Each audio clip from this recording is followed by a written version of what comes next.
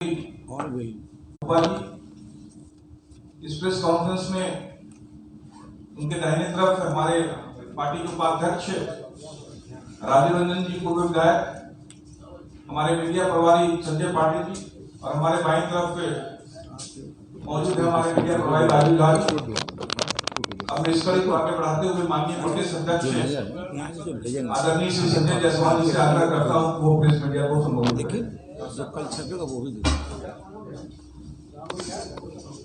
Bharatiya Janata party के प्रदेश कार्यालय में मैं माननीय रसायन एवं उर्वरक मंत्री एवं न्यू एंड रिन्यूएबल रिसोर्सेज के मंत्री माननीय भगवत कुबा जी का हार्दिक स्वागत और अभिनंदन करता हूं। आप सब जैसा जानते हैं कि माननीय कुबा जी बीदर से हमारे सांसद हैं और 2014 में पहली बार उन्होंने कर्नाटक के पूर्व मुख्यमंत्री धर्म सिंह जी को हरा करके और वो सांसद बने थे। ये उनका दूसरा कार्यकाल है। अगस्त महीने में लगातार उर्वरक की दिक्कतें आ रही थी और हर किसान बिहार में परेशान था।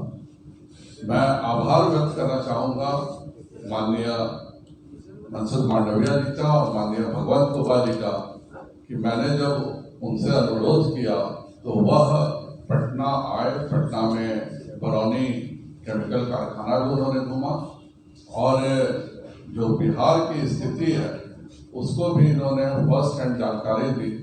मैं उनसे अनुरोध करूंगा कि वह सभी पत्रकारों को संबोधित करें। हेलो, चल कंफर्टेबल नहीं, ये ठीक रहेगा। आज पटना शहर में विशेष प्रेस मीट में उपस्थित लोकसभा में मेरा साथी और बिहार प्रदेश के भारतीय जनता पार्टी के अध्यक्ष आदरणीय डॉक्टर संजय जायसवाल जी, मंच पर उपस्थित उपाध्यक्ष आदरणीय राजीव रंजन जी, भारतीय जनता पार्टी के प्रवक्ता आदरणीय मनोज शर्मा जी, मीडिया के प्रभारी राजेश झा जी और संजय पांडे जी, और सभी मेरे मीडिया मित्रों, हमारे प्रदेश अध्यक्ष डॉक्टर संजय जायसवाल जी बिहार का किसानों का चिंता किया है और उन्हीं के आग्रह पर अगस्त महीने में जो उर्वरक की किल्लत, कालाबाजारी और ज़्यादा रेट से किसानों को बेचने का जो यहाँ खेल खेला गया, उस चिंता को लेकर के संजय जायसवाल जी ने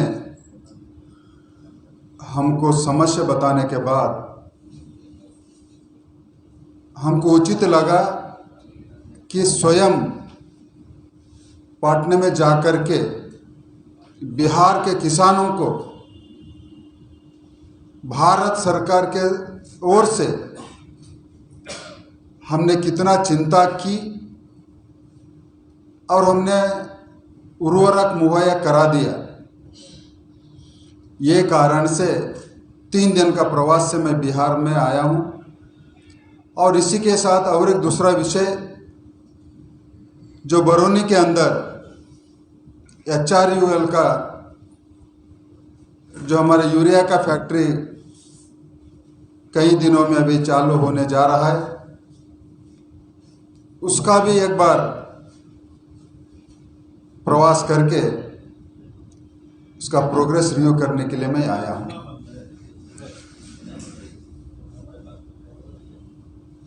मोदी जी सरकार जब केंद्र में बनी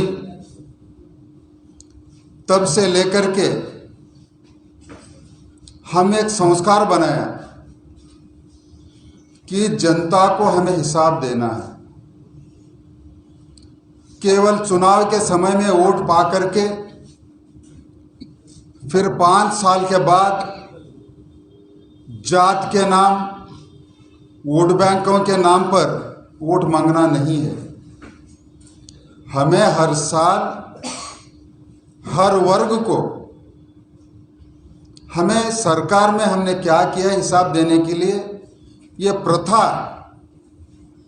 माननीय प्रधानमंत्री सन्मान्य श्री नरेंद्र मोदी जी ने कि सरकार लगातार पिछले 8 साल से करती आ रही है। तो आज महीने भी पटना के अंदर उर्वरक का हिसाब देने के लिए संजय जी का आग्रह पर मैंने यहाँ पहुँचा हूँ। यहाँ की कृषि मंत्री श्री सुधाकर सिंह जी, उन्होंने बिल्कुल उर्वरक का कालाबाजारी रोकने में, किसानों को एक बोरी के लिए 600-700 रुपये लेकर के देने में, रोकने में, और यूरिया के साथ मॉस्किटो नेट बेचना, छतरी बेचना, इसको रोकने में बिल्कुल बिहार के कृषि मंत्री नाकामयाब हुए हैं। ये दर्शाता है कि कमजोर नेतृत्व वाली सरकार यदि रहा राज्यों के अंदर तो किस नमूने का खेल किसानों के ऊपर होता है, यह स्पष्ट अगस्त महीने में बिहार के अंदर देखने में मिला है। भारत सरकार, हमारा मंत्रालय हर मंगलवार हर राज्यों के साथ में हमने एक बैठक करते हैं कि पिछला हफ्ता में आपको कितना उर्वरक हमने सप्लाई किया है, कितना सेल हुई है, और आगे आने वाले दिनों में आपका और हमारा ओर से क्या मदद देने के लिए हम पूछते हैं। ये शायद 2014 से पहला ये प्रक्रिया कोई सरकार नहीं करती थी, लेकिन माननीय नरेंद्र मोदी जी विशेष करके किसानों का चिंता करते हुए ये सारे चीज़ों को एक सिस्टम बनाया। तो मैं जो कृषि मंत्री सुधाकर जी ने, उन्होंने भारत सरकार को चिट्ठी लिखी कि मांग से कमी आपने सप्लाई किया है। तो मैं कृषि मंत्री सुधाकर सिंह जी से आपका माध्यम से मैं कहना चाहता हूं कि ये हर महीने का बिहार का उनका डिमांड कितना है, भारत सरकार का ओपनिंग बैलेंस कितना है, और भारत सरकार उनका डिमांड के अगेंस्ट में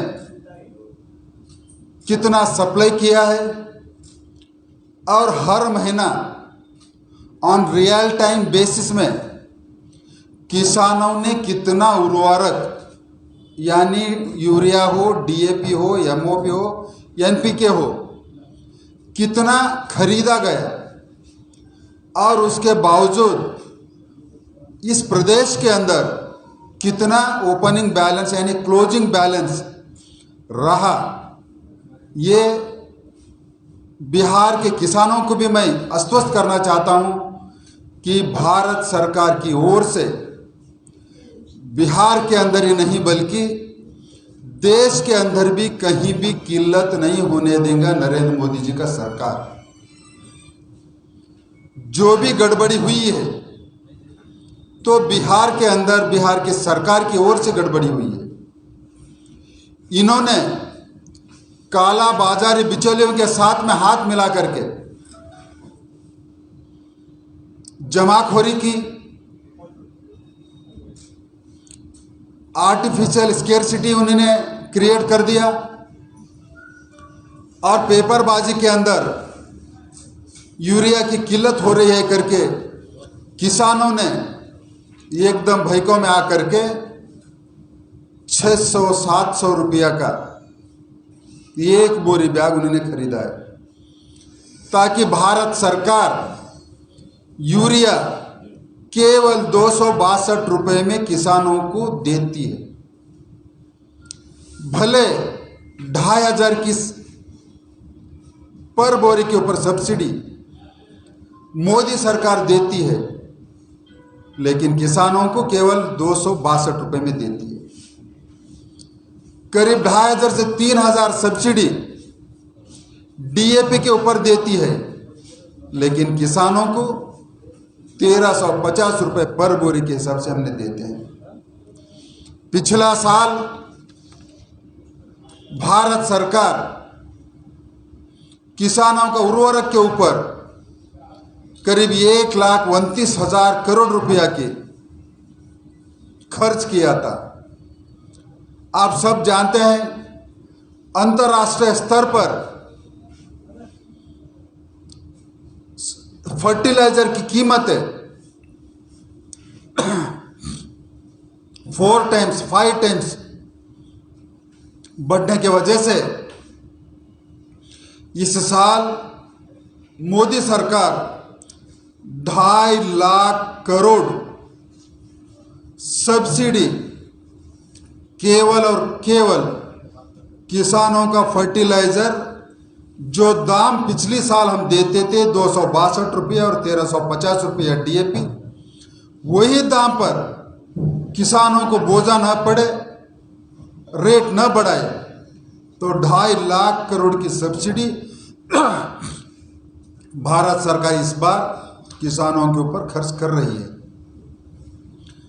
तो बिहार के किसानों को मैं विनती करता हूं, आप चिंता न करें, और यहाँ की प्रदेश की सरकार को भी मैं चेतावनी देता हूं, आने वाले दिनों में रबी के साथ किसानों के साथ आप छेड़छाड़ी मत करिए। जितना किसानों की मांग रहेगी उतना भारत मोदी सरकार पूरा सप्लाई करेगी। और किसानों को और एक बात मैं विनती करता हूं कि रेट से ज़्यादा आप पैसा न दें। जो भारत सरकार जो तय किया है वही रेट में आप दे करके खरीद ले, और यहाँ के डीलर्स और यहाँ की माफिया जो छतरी बेच करके या मॉस्किटो नेट बेच करके जो पैसे कमाने का धंधा, हम सब मिल करके उसको रोकना पड़ेगा। हम लोग हर हफ्ता अधिकारियों को ये दिशा निर्देश देते हैं कि लगातार किसानों को जागृत करते रहे, ताकि किसानों को परेशानी भी ना हो और सप्लाई भी पूरा करे। मैं इस सरकार का ही कोऑपरेटिव मिनिस्टर का एक बयान देकर के मैंने हैरान हो गया। स्वयं कोऑपरेटिव मिनिस्टर बोलता है कि मुझे पहला यूरिया मिला था लेकिन दूसरा बार नहीं मिला। कृषि मंत्रालय और कोऑपरेटिव मंत्रालय दोनों केवल और केवल किसानों का हित का काम करने वाला मंत्रालय है। तो एक तरफ कृषि मंत्री केंद्र के ओर चिट्ठी लिख करके पल्ला झाड़ के बैठता है, दूसरा तरफ उनका ही कलीग सहयोगी कोऑपरेटिव मंत्री मुझे नहीं मिल रहा है बोलता है। और इतना ही नहीं बोला, काला बाजारी हो रही है, स्टॉक किया गया। जब तक हम बिहार के अंदर कालाबाजारी नहीं रोकते और होल्डिंग नहीं रोकते तो किसानों को फर्टिलाइजर नहीं मिलता है। जब धाड़ मारते हैं तो फर्टिलाइजर निकल के किसानों को दरवाजा पर पहुंचती है। यह बात बिहार की कोऑपरेटिव मंत्री की बात है। यह आपका मीडिया वालों ने इसमें छपाया है। इसी के लिए इतना ही नहीं, हम लोग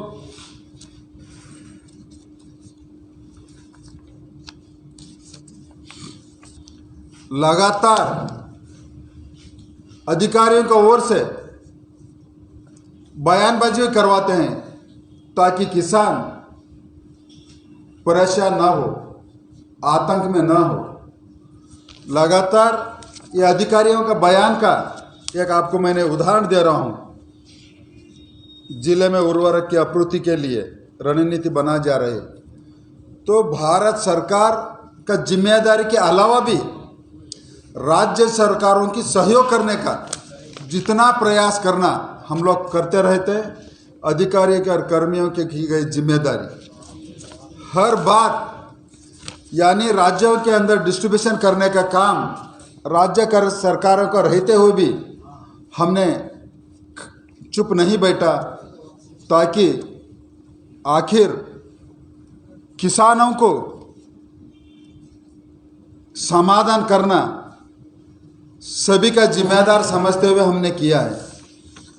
और ये हर दिन IFMS हमारा एक पोर्टल है, देश का हर जिले के अंदर कितना फर्टिलाइजर उपलब्ध है और उस पिछला दिन कितना सेल हुआ है, सारे के सारे इतना ट्रांसपेरेंसी के साथ भारत सरकार किसानों के हित में काम कर रही है।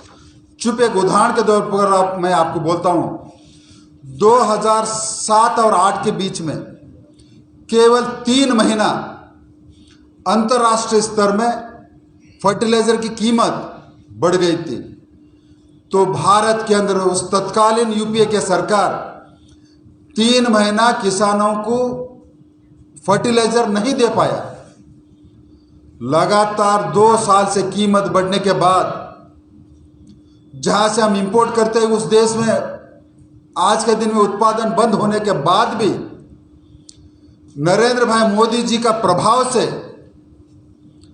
अन्य राष्ट्रों का संबंध सुधारते हुए नजर में रखते हुए विश्व में कहीं भी फर्टिलाइजर की उत्पादन हो किसी भी कीमत पर हम खरीद करके देश के किसानों को हमने पूरा किया है। इसी के कारण कोई घटना देश के अंदर लगातार 8.5 साल से कोई प्रदेश के अंदर न लाठीचार्ज हुई है, न किसी का गोलीबार से मौत हुई है, न किसान दुकान के सामने रात भर जागा है। तो ये मुझे आश्चर्य लगा, प्रदेश अध्यक्ष डॉक्टर संजय जी ने अगस्त महीने के अंदर जो किल्लत अभाव की पैदा किया था यहाँ की सरकार, तो बड़े दुख के साथ उन्होंने हमको चिंता जताया।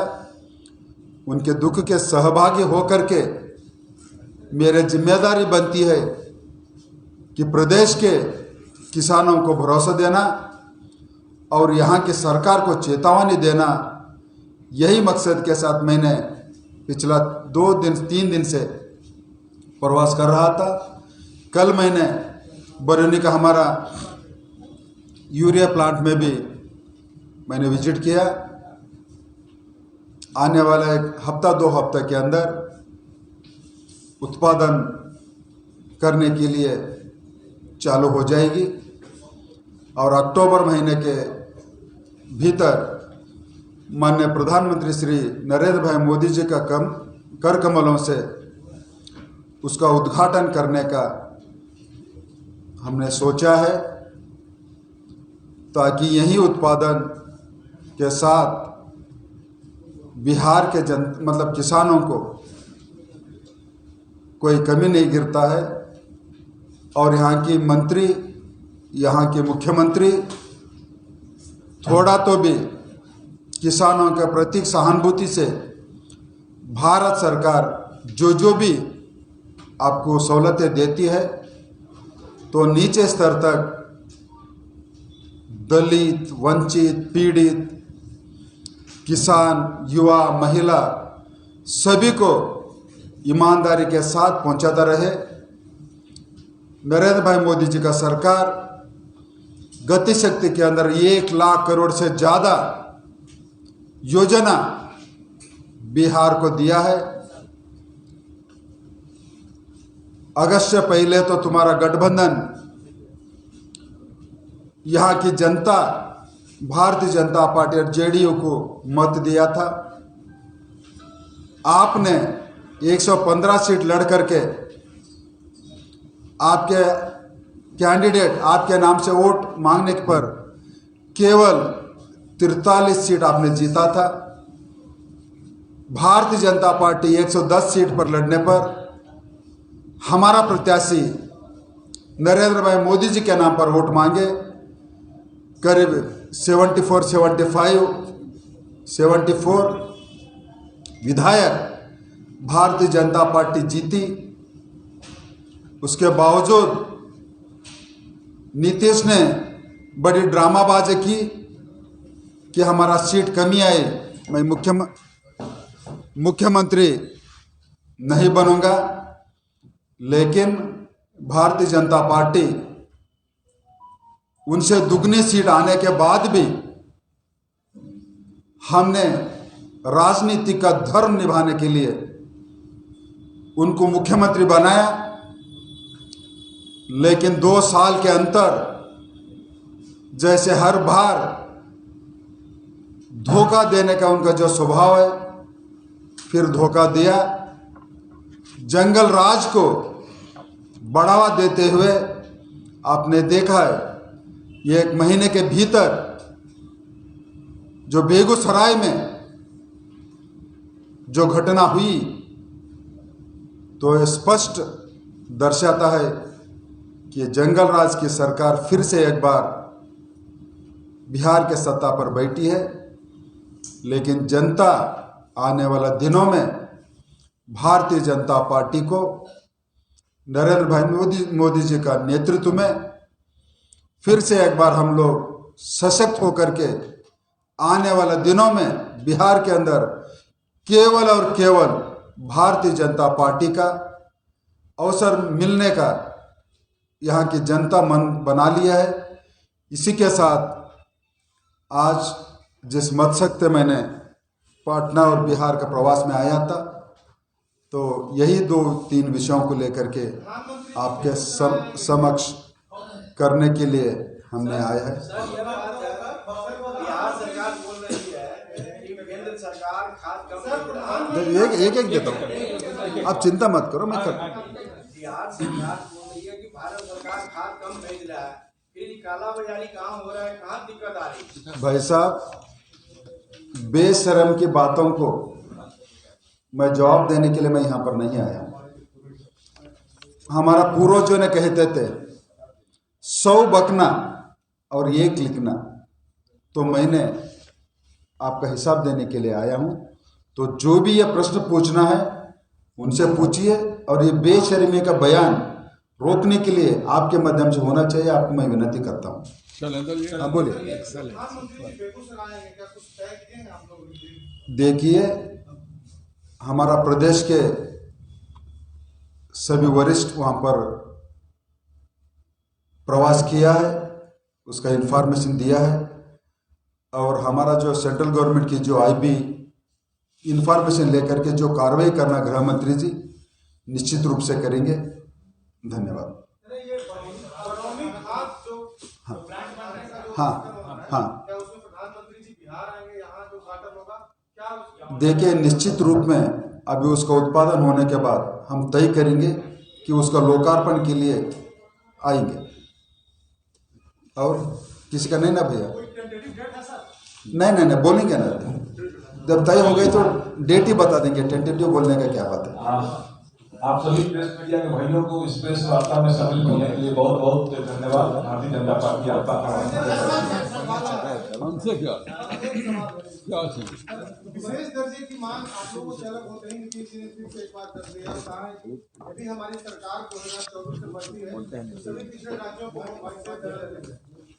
एक तो वो 11 सीट पर लड़ने जा रहे हैं, उसके बाद अपनी सरकार भी बना रहे हैं। एनके सिंह उनके थे, वह 15 फाइनेंस कमीशन के चेयरमैन थे।